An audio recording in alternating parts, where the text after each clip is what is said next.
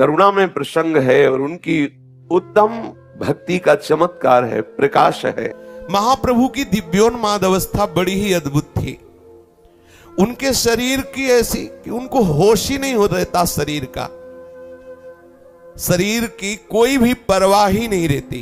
हृदय की हिला देने वाली अवस्था महाप्रभु श्री चैतन्य देव की। गंभीरा मंदिर के भीतर महाप्रभु कभी एक क्षण के लिए भी नहीं सोए, एक क्षण के लिए भी नहीं सोए। कभी देखा गया कि वो अपने श्रीमुख को घस रहे हैं दीवार में, लथपथ, खून से लथपथ हो रहा है श्रीमुख। कभी सिर को दीवार में रगड़ रहे हैं, रक्त प्रवाह धारा बह रही है, छत विछत हो रहा है मुख।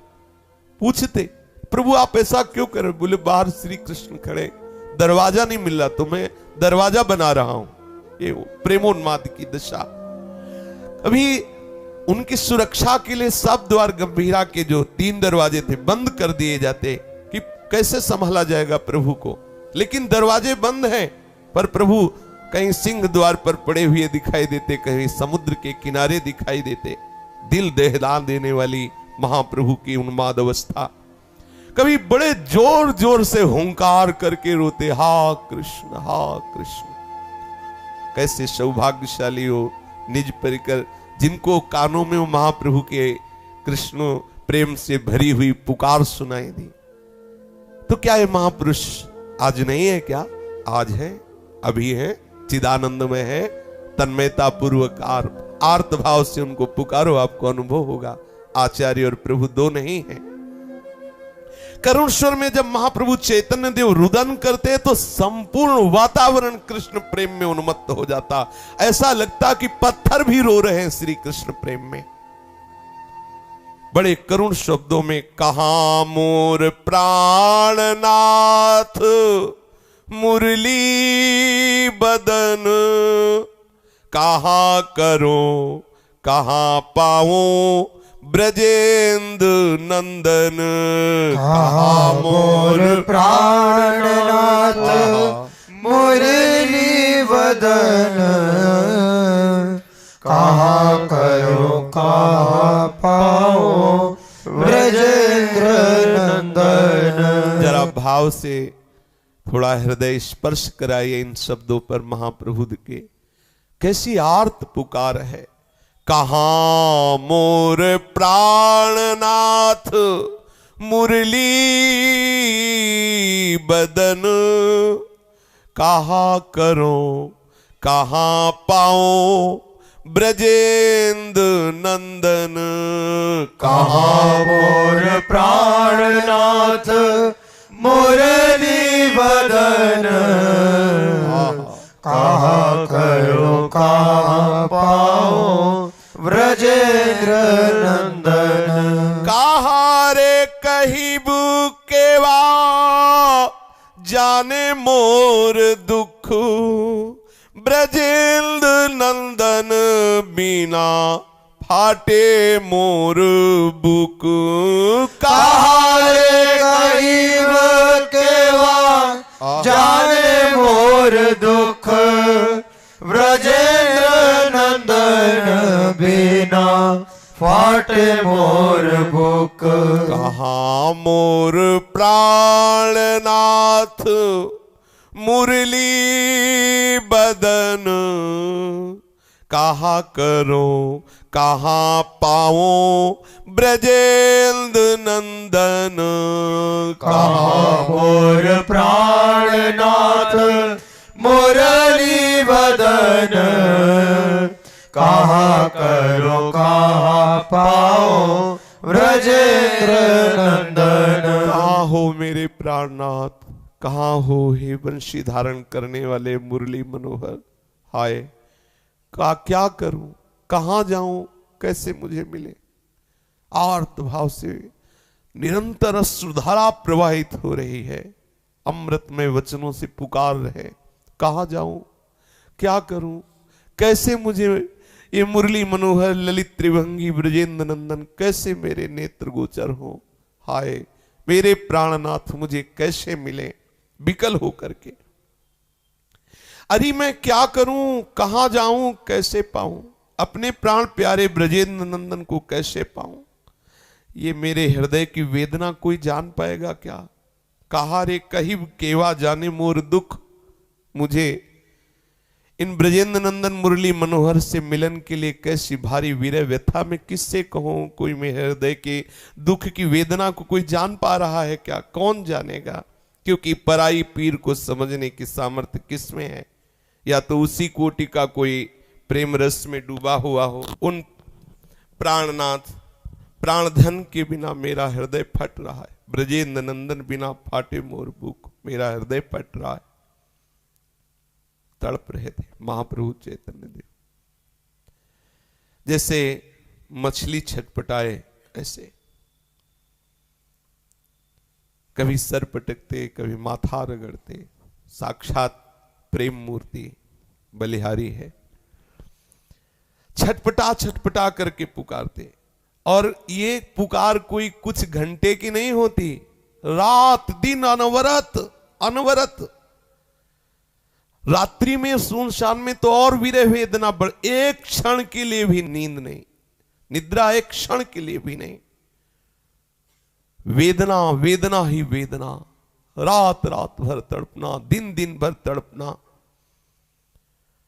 बेहोश हो रहे हैं, धड़ाम से पृथ्वी पर गिर रहे हैं, आर्त भाव से। एक क्षण के लिए भी कभी रुकना नहीं, एक क्षण के लिए भी विश्राम नहीं, अनवरत आर्त भाव से। आश्चर्य, सर्वाश्चर्य, अश्रु प्रवाह, प्रवाह अश्रु का, विकलता की हद महाप्रभु चैतन्य देव में। श्री स्वरूप गोस्वामी और राय रामानंद जी प्रभु को कृष्ण कथा सुनाते। जैसे प्रभु बहुत विकल हो रहे तो फिर कृष्ण कथा प्रारंभ कर देते और विरह के पद सुनाते। सुनते सुनते अर्धरात्रि हो जाती, राय महाशय अपनी कुटिया चले आते, स्वरूप गोस्वामी अपनी कुटिया में रहते।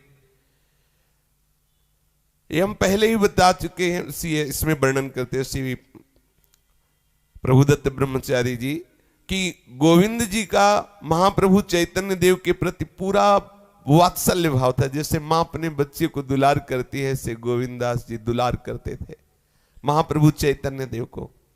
पूर्ण जैसे बच्चे को संभाल के रखा जाता है, ऐसे प्रभु को संभालते थे वो। प्रभु की जब ऐसी दयनीय दशा देखते तो पागल होकर पुकारने लगते, क्या करूं, अपने प्रभु को कैसे सुखी करूं? क्योंकि श्री कृष्ण तो किसी के बस में नहीं, कोई वस्तु तो है नहीं कि ला के दे दे। जब देखते गोविंद कि प्रभु ऐसा प्रलाप कर रहे हैं तो विकल हो जाते, और वो विकल होकर इस बात के लिए रोते कि मैं क्या करूं, महाप्रभु को कैसे सुख पहुंचाऊं। वात्सल्य रस से भींजे हुए, जैसे कोई वृद्धा माता अपने पुत्र की दशा देखकर व्याकुल हो जाती, ऐसे वो विकल होते, उद्विग्न रहते। प्रभु कृष्ण विरह में ऐसे दुखी होते, ऐसी विरहावस्था प्रकट होती कि जितना परिकर वो सब खिन्न बना रहता। कैसे प्रभु को शांति मिले, कैसे प्रभु के हृदय में ये विरह व्यथा कम हो। प्रभु एक पल के लिए भी ना विरह से बाहर निकलते तो परिकर भी, जो निजी परिकर था, एक पल के लिए भी नहीं छोड़ता। पता नहीं किस समय कौन सी दशा आ जाए। फिर प्रभु को दुलार करते हुए उनको शयन कराते। धीरे धीरे चरण चाप रहे हैं, धीरे धीरे कोई माथा सहला रहा है, प्रभु को नींद आ जाए। जब देखते कि प्रभु गंभीर हो रहे हैं तो दरवाजे पर ऐसे प्रभु को सुला दिया और दरवाजे पे सो गए आप, कि अगर प्रभु भावावेश में निकलेंगे तो हमें पता चल जाएगा। और रात दिन वही हा कृष्ण विलाप करना। तो इतना श्रवणेंद्री में भर गया था कि प्रभु ना भी बोले तो वही श्रवणेंद्री में गूंजता हा कृष्ण। तो आसपास के जो थे वो कभी किसी को विश्राम मिल जाए, कभी किसी को नींद आ जाए तो बात अलग है, नहीं वो शब्द गूंजता रहता, हा कृष्ण, हा मुरली मनोहर, हा प्राण प्यारे। ऐसा भारी कोलाहल सबके हृदय में। ये देखो महासौभाग्य, सबके हृदय में वही विकलता, वही व्याकुलता, वही कानों में शब्द। रात्रि में सहसा वो शब्द अगर जरा भी छूट जाए तो आंख खोल के जल्दी से देखते महाप्रभु है कि नहीं, क्योंकि शब्द नहीं सुनाई दे रहा। उसी समय सब भागने लगते, देखते कहां गए महाप्रभु, कहां गए। गोविंद का हाल क्यों, रात भर महाप्रभु के उसी जो पुकार थी उसी में श्रवणेंद्रिय लगा करके ही विश्राम कर लेटे हैं, पर पूरी श्रवणेंद्रिय में ले। अगर जरा भी एक क्षण के लिए भी वो आवाज रुकी तो तत्काल उठ के बैठ। कहीं ऐसा तो नहीं कि महाप्रभु भावावेश में कहीं दूर चले गए हों। जरा से उसमें थोड़ी देर के लिए भले इन परिकर की नींद लगती तो लगती, वो भी कैसी नींद, वो भी कृष्ण नाम में ही डूबे हुए, कोई ऐसी तमोगुणी निद्रा तो आने का सवाल नहीं। अब जब एकांत रात्रि का होता तो महाप्रभु का रोना और बढ़ जाता। जोर जोर से चीख चीख करके नाम लेते हुए महाप्रभु रोते। गोविंद द्वार पर ही विवश होकर के लेट जाते कि अब महाप्रभु को कैसे सुख पहुंचाए। थोड़ा देर शरीर को विश्राम करने के लिए आपने आप आंख खुली, आवाज कम सुनाई देने लगी, फिर देखा कि आवाज बंद, तो एकदम आंख खोला तो जल्दी से उठकर बैठ गए। घबराए कांपते हुए गंभीरा को देखा, वहां दीपक जलाया तो देखा वहां महाप्रभु ने, अभी तो दरवाजे पे लेटे थे, अभी तो आवाज आ रही थी, अचानक आवाज बंद हो गई। ये देखो उन्माद अवस्था महाप्रभु चैतन्य देव की। अब दिखाई दे रहा कि महाप्रभु नहीं, पर ढूंढ रहे हैं, जैसे कोई सुई को ढूंढता है ना, ऐसे कैसी इनकी भी परिकर की प्रेम दशा कैसी देखो। गोविंद जी ढूंढ रहे हैं कि महाप्रभु कहां गए, वहां ढूंढ रहे। ये प्रेम के बावरे महापुरुषों की महिमा है। लाखों भिक्षुओं को डसने पर या डंक मारने पर जो किसी को कष्ट होता है, एक साथ इस परिकर को ऐसा भयानक कष्ट हो रहा। महाप्रभु कहां चले गए, दौड़ भाग मच गई, आवाज सब एक दूसरे को देके महाप्रभु कहीं चले गए, महाप्रभु का पता नहीं चल रहा, करुण क्रंदन मच गया। श्री स्वरूप गोस्वामी जी जल्दी से उठे और भी जो परिकर के थे सब भाग रहे हैं, कोई इधर देख रहा है, कोई उधर देख रहा है। तीनों परकोटों में जो भवन के थे वहां दौड़ दौड़ करके दरवाजे पर देख रहे, और गंभीरा में देख रहे कि जिस दरवाजे से निकलना था वहां तो गोविंद पड़े हुए थे और दरवाजे बंद थे। आश्चर्य हुआ कि किला के भी दरवाजे बाहर से बंद थे, किधर से गए महाप्रभु, चले कहां गए। पूरी खोज मच रही, सब घबराए हुए, सब रो रहे हैं। बावरे बने हुए गोविंद तो जैसे कोई सुई टटोल रहा, वैसे पूरे गंभीरा को ढूंढ रहे, कहां गए महाप्रभु। स्वरूप गोस्वामी ने कहा कि गोविंद तुम पागल हो गए हो, प्रभु कोई सुई है क्या, तुम ऐसे खोज रहे हो, जल्दी से मशाल जलाओ। यहां नहीं, समुद्र तट पर चलते हैं। संभव है कई बार महाप्रभु की ऐसी दशा देखी गई, वो शायद समुद्र के किनारे होंगे। अब सब इस विचार में कि दरवाजे बंद हैं, इस दरवाजे पर गोविंद पड़े रहे तो महाप्रभु बाहर जा कैसे सकते, लेकिन भीतर है ही नहीं। कांपते कांपते गोविंद ने जल्दी से मशाल तैयार की और गोस्वामी जी के साथ जाने को तैयार हुए। जगदानंद जी, वक्रेश्वर पंडित, रघुनाथ आदि सब भक्त मिलकर प्रभु को खोजने के लिए चले। सिंह द्वार की ओर गए तो वहां बहुत सी मोटी मोटी तैलंगी गौएं खड़ी देखा। गोविंद जोर से चिल्ला उठे, मुझे लग रहा है यही है महाप्रभु, यही होंगे। गौओं के बीच में प्रभु कहां से आ जाएंगे, सब ऐसा सोच रहे हैं, किंतु गोविंद घुसते हुए गौओं के बीच में चले गए और वहां जो देखा देखकर डर गए, जोर से चिल्ला उठे, गोसाई यहां आओ, देखो देखो क्या हो रहा है। सब दौड़ करके वहां आए कि गौओं के बीच में देखा कि कुछ गौएं चाट रही हैं।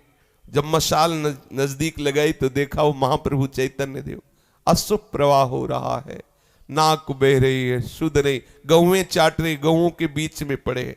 ओहो, उस समय की आकृति कैसी महाप्रभु की विचित्र थी। बोले पेटेर भीतर हस्तपाद कूर्मेर आकार, मुखे फेन पुलकांग नेत्रे अश्रुधार। पेटेर भीतर हस्तपाद कूर्मेर आकार, मुखे फेन पुलकांग नेत्र अश्रुधार। अचेतन पड़िया छेन येन कुष्मांड फल, बाहिरे जड़िमा अंतरे आनंद व्यूहल। अचेतन पड़िया छेन येन कुष्मांड फल, बाहिरे जड़िमा अंतरे आनंद विवल। गाभी सब चौदी के सुके प्रभुर श्री अंग, दूर कैले नाही छाड़े प्रभुर अंग संग। गावी सब चौरी के शुके प्रभु श्री अंग, दूर कैले नाही छाड़े प्रभुर अंग संग। सबने देखा महाप्रभु के हाथ पैर ऐसे लग रहे थे मानो पेट में धस गए हों। आकृति कछुए की सी बन गई थी, मुख से फेन निकल रहा था, आंखों से अश्रु बह रहा था, रोम रोम खड़े थे और अश्रु ऐसे प्रवाह कुष्मांड फल की भांति चेतन पड़े हुए, बाहर से एकदम जड़ता और भीतर भीतर आनंद की विकलता। गौएं चारों ओर खड़ी प्रभु के श्रीअंग को चाट रही हैं, सूंघ रही हैं। गौएं हटाने पर भी नहीं हट रही थी, दौड़ दौड़ कर उनको इतना आनंद मिल रहा था, महासुख मिल रहा था महाप्रभु चैतन्य देव के श्रीअंगों के चाटने में। वो प्रभु हटाने पर भी बार बार दौड़ के प्रभु के अंगों को सूंघती और चाट रही थी। भक्तों ने जब देखा कि अरे महाप्रभु की ऐसी दशा है, तो सब ने मिलकर के कीर्तन प्रारंभ। प्रभु को चेतना में लाने के लिए एक ही औषधि थी, सब मिलकर कीर्तन करते तो प्रभु कृपा करके फिर स्वस्थ होते, बाह्य चेतना प्रकट होती। भक्तवृंद महाप्रभु को चेतना में लाने के लिए कीर्तन प्रारंभ किया। कुछ देर हरिनाम की गूंज, अपार महिमा में नाम कीर्तन के प्रभाव से महाप्रभु को कुछ कुछ चेतनाई सब गोद में उठा करके गंभीरा में ले गए। महाप्रेम की दशाएं महाप्रभु चैतन्य देव के जीवन में प्रत्यक्ष मूर्तिमान दशाओं का दर्शन हुआ। विरह के मूर्तिमान स्वरूप, प्रेम की अद्भुत अद्भुत दशाओं का पूर्ण दर्शन महाप्रभु चैतन्य देव के जीवन में। बड़े अहोभाग्य जो इस प्रेम की एक बूंद को भी प्राप्त कर ले। इसीलिए इस वृंदावन धाम की रसिकों की, रजरानी की, लता की अद्भुत महिमा है कि वे प्रेम जो किसी भी साधन से नहीं मिल सकता, इन कृपा से मिल सकता है। आज के सत्संग में प्रारंभ में वर्णन किया गया कि श्री प्रिया प्रीतम के अनुरागी जनों का संग, श्री प्रिया प्रीतम के अनुराग में जो डूबे हुए रसिक जन, उनमें ऐसी कृपामयी वृत्ति होती है कि उनके हृदय में लगता है सबको ये प्रेम प्राप्त हो जाए। तो उनका जो संकल्प है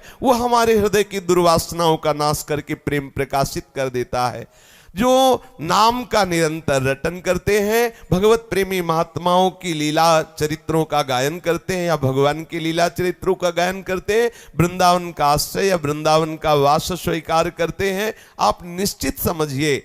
और जो भगवत सेवा परायण है, जो श्री मूर्ति को विराजमान करके सेवा करते, निश्चित ये प्रेम प्राप्त हो जाता है। भगवत प्रेमी महात्माओं का संग, नाम का रटन, भागवत और भगवत चरित्रों का कथन श्रवण, वृंदावन का वास और ठाकुर सेवा, इसके प्रभाव से निश्चित भगवत प्रेम। और जिसके हृदय में भगवत प्रेम आ गया, प्रभु अधीन हो जाते हैं, उसको और क्या प्राप्त करना बाकी रह जाता है। शेष चर्चा आगे। श्री राधा वल्लभ लाल की जय। जय जय श्यामा, जय जय श्याम, जय जय श्री वृंदावन धाम। जय जय श्यामा, जय जय श्याम, जय जय श्री वृंदावन धाम। पावन राधे तेरो नाम, पावन राधे तेरो नाम, हे पावन राधे तेरो नाम, पावन राधे तेरो नाम। पावन श्री वृंदावन धाम,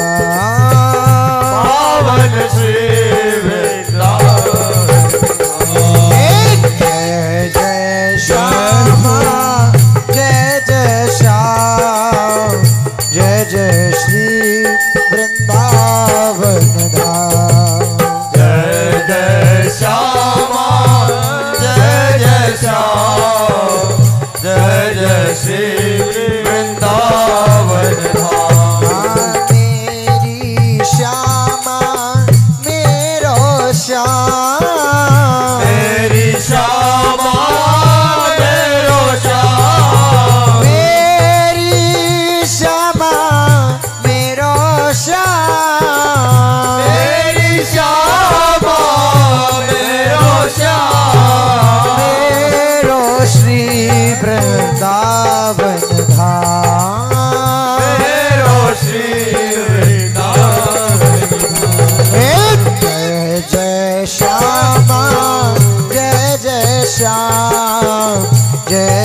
श्री वृंदावन धाम। जय जय श्यामा जय जय श्याम जय जय श्री वृंदावन। श्री राधा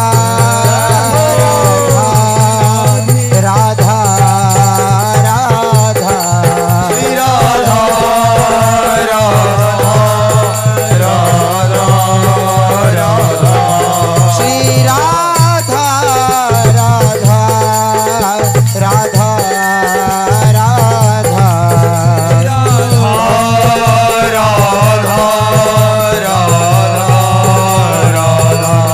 श्री राधा राधा राधा राधा श्री राधा राधा राधा श्री राधा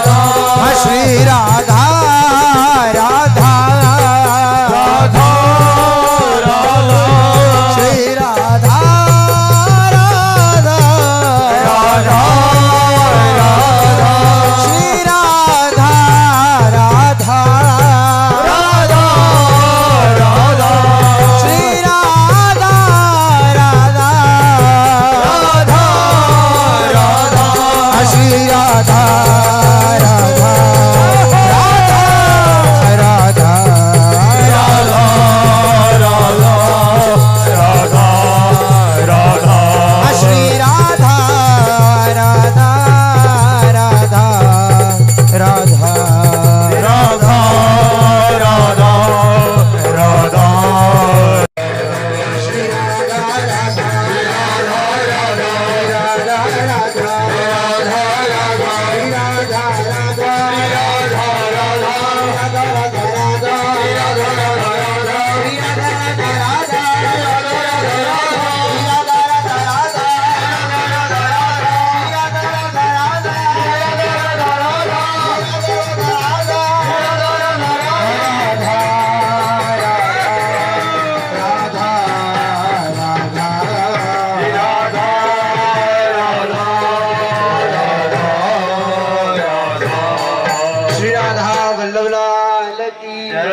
महाप्रभु श्री हरिवंश चंद्र जी महाराज की श्री हित सेवक जी महाराज की समस्त सहचरी वृंद की श्री वृंदावन धाम